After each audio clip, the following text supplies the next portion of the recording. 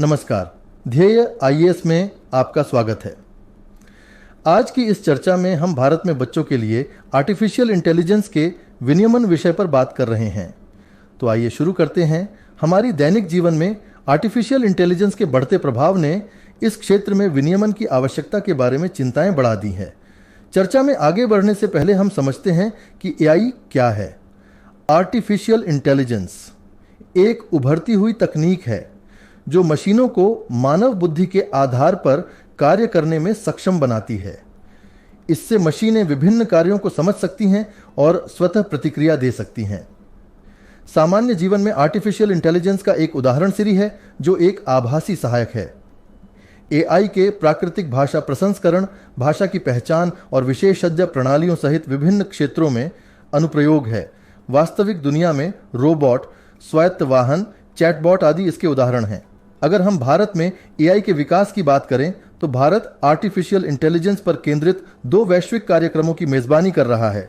अक्टूबर में भारत पहले वैश्विक इंडिया एआई शिखर सम्मेलन में दुनिया का स्वागत करेगा। इसके अलावा global partnership on artificial intelligence के अध्यक्ष के रूप में भारत दिसंबर में इसके वैश्विक शिखर सम्मेलन की मेजबानी करेगा। यह अनुमान है कि एआई 2025 तक भारत की अर्थव्यवस्था में $500 बिलियन का योगदान करेगा, जो देश के लक्षित जीडीपी का लगभग 10% है। भारतीय प्रधानमंत्री ने हाल ही में एआई के विस्तार को नियंत्रित करने वाले वैश्विक नैतिक ढांचे की स्थापना का आह्वान किया है। बच्चों और किशोरों की सुरक्षा हेतु आर्टिफिशियल इंटेलिजेंस के विनियमन में भारत नेतृत्वकर्ता की भूमिका निभा सकता है। उल्लेखनीय है कि बच्चे एआई के प्रयोग को पूर्णतः नहीं समझते हैं। कई अत्याधुनिक एआई अनुप्रयोग बच्चों के लिए डिजाइन नहीं किए गए हैं, लेकिन फिर भी वे उनके द्वारा प्रयोग किए जाते हैं। आइए अब चर्चा करते हैं कि बच्चों के लिए एआई को विनियमित करने में शासन के समक्ष क्या चुनौतियां हैं। बच्चों के द्वारा आर्टिफिशियल इंटेलिजेंस के अधिक प्रयोग से उन्हें इसकी लत, मानसिक स्वास्थ्य और उनकी समग्र सुरक्षा के लिए खतरा है। एआई संचालित डिजिटल सेवाएं छिपे हुए एल्गोरिदम का उपयोग कर युवाओं के लिए जोखिम पैदा कर सकती हैं। इनमें गलत सूचना, कट्टरता, साइबर बुलिंग, यौन शोषण और डॉक्सिंग जैसे खतरे शामिल हैं। इसके अलावा डिजिटल नागरिकों की अगली पीढ़ी को अपने परिवार की ऑनलाइन गतिविधियों के अप्रत्यक्ष परिणामों से जूझना होगा। माता पिता अक्सर अपने बच्चों की तस्वीरें और वीडियो ऑनलाइन साझा करते हैं।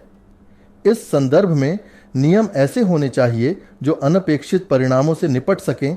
उदाहरण के लिए एआई संचालित डीप फेक तकनीक का दुरुपयोग युवा व्यक्तियों को लक्षित करने के लिए किया जा सकता है।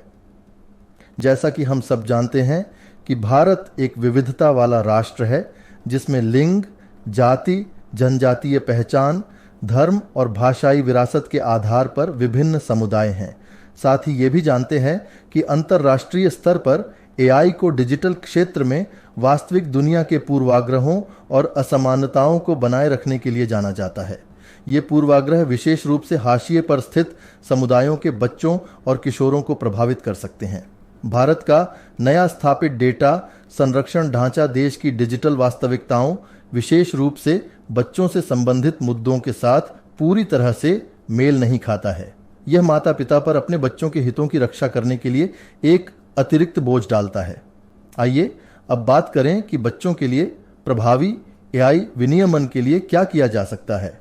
बच्चों के लिए सफल एआई विनियम तैयार करने के लिए भारत सर्वोत्तम अंतर्राष्ट्रीय प्रथाओं से सीख सकता है। एआई और बच्चों पर नीति निर्माताओं के लिए यूनिसेफ का मार्गदर्शन बाल केंद्रित एआई के लिए 9 आवश्यकताओं को रेखांकित करता है। इन दिशा निर्देशों का उद्देश्य एक ऐसा वातावरण बनाना है जो बच्चों के कल्याण, समावेश, निष्पक्षता, गैर भेदभाव, सुरक्षा, पारदर्शिता और जवाबदेही को बढ़ावा देता है।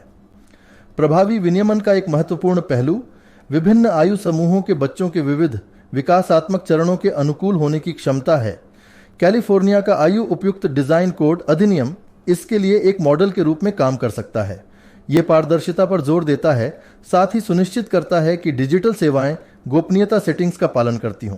भारतीय अधिकारियों को सक्रिय रूप से ऐसे अनुसंधान को बढ़ावा देना चाहिए जो भारत के बच्चों और किशोरों के लिए एआई के लाभों और जोखिमों दोनों पर साक्ष्य एकत्र करता हो। इसके अलावा बेहतर संस्थानों की स्थापना से एआई को बेहतर तरीके से विनियमित किया जा सकता है। साथ ही बच्चों के साथ नियमित संवाद के लिए सिस्टम बनाने से एआई आधारित डिजिटल सेवाओं के साथ बातचीत करते समय उनके सामने आने वाले लाभों और खतरों के बारे में उनके दृष्टिकोण को शामिल करने में मदद मिलेगी। ऑस्ट्रेलिया की ऑनलाइन सुरक्षा युवा सलाहकार परिषद के समान एक संस्थान की स्थापना एक अभिनव दृष्टिकोण पेश कर सकती है, जिसमें 13 से 24 वर्ष की आयु के किशोर शामिल हैं। ऐसे संस्थान डिजिटल सेवाओं से प्राप्त लाभों को संरक्षित करते हुए एआई प्रणालियों के साथ जुड़ते समय युवाओं के सामने आने वाली चुनौतियों के प्रति नियमों को अधिक उत्तरदायी बनाने में सहायता करेंगे। इस कार्यक्रम में बस इतना ही। धन्यवाद।